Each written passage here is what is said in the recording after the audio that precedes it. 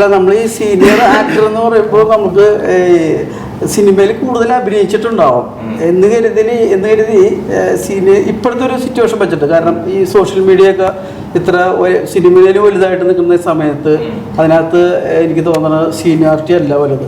എനിക്ക് തോന്നുന്നു അപ്ഡേറ്റഡ് ആയിട്ടുള്ള കാര്യങ്ങൾ ചെയ്യുന്ന ഇവരെ പോലുള്ള ഇപ്പം പറഞ്ഞ ഇൻഫ്ലുവൻസ് ചെയ്യുന്ന ആളുകൾ തന്നെയാണ്. അതുകൊണ്ട് തന്നെയാണ് ഇവരെ മുഖ്യ കഥാപാത്രങ്ങളായിട്ട് തന്നെ സിനിമയിൽ പ്ലേസ് ചെയ്തേക്കുന്നത്.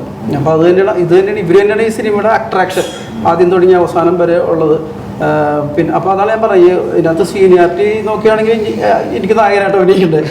അപ്പോൾ അതല്ല, നമ്മൾ ഈ വാഴ എഴുതിയ ആളും അതുപോലെ തന്നെ സംവിധാനം ചെയ്യുന്ന ആളും ഒക്കെ അത് നോക്കിയിട്ട് ആണ് ചെയ്തേക്കണം. അപ്പോൾ ജനങ്ങൾക്ക് ആവശ്യമായത് എന്താണ്, ജനങ്ങൾക്ക് ആവശ്യമായ ആളുകൾ ആരാണ് എന്നുള്ളത് അവർക്കറിയാം. അതുകൊണ്ട് തന്നെയാണ് നമ്മുടെ യൂത്ത് ടീം എല്ലാവരും നമ്മൾ പരിചയപ്പെടുത്തേണ്ട ആവശ്യമില്ല. ഇവർ 4 പേരും ഇവരൊക്കെ എല്ലാവരും എനിക്ക് ഇവരെ ഞങ്ങൾ വലിയ ഇതില്ലാണ്ടല്ലോ. കാരണം ഞങ്ങൾ തമ്മിൽ മറ്റേ കോമ്പിനേഷനും ഇല്ല. പിന്നെ ഇവരെ സോഷ്യൽ മീഡിയ കണ്ടിട്ടുണ്ട് എങ്കിലും. അപ്പം ഇവര് ചെയ്യുന്ന അതേപടി ഈ സിനിമയിൽ ചെയ്താക്കല്ല.